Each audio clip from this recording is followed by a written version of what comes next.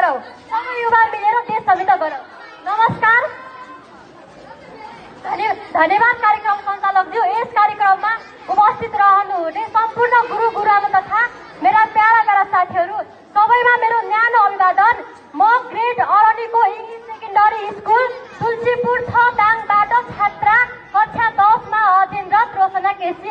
आज हाम्रो विद्यालयमा गइरहेको यस वक्तृत्व कला प्रतियोगितामा भाग लिन पाउँदा म अत्यन्तै धेरै खुसी छु र आज मैले भन्दै गइरहेको वक्तृत्व कलाको शीर्षक यो रहेको छ कि देश निर्माणमा युवाको भूमिका।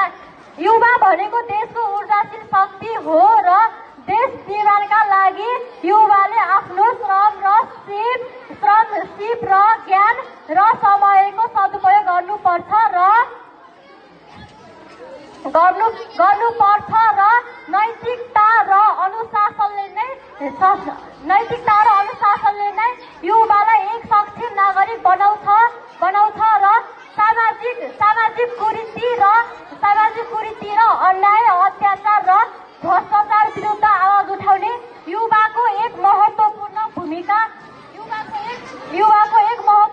भूमिका हो र साथै श्रमलाई पनि सम्मान गर्दै कृषि व्यापार उद्योग र प्रविधिमा पनि सक्रिय हुनुपर्छ।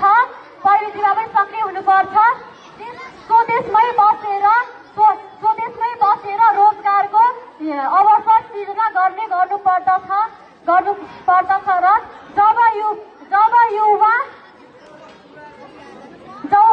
जब युवा जिम्मेवारी र सक्षम बन्छ तब मात्रै देश विकास निर्माणमा दिगो विकासमा अझ बढी राम्रो हुने गर्छ र त्यसैले गर्दा युवाहरूको देश निर्माणका लागि अत्यन्तै धेरै अपरिहार्य छ।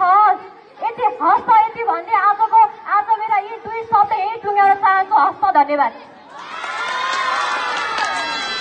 धन्यवाद बहिनी रोशना केसीलाई।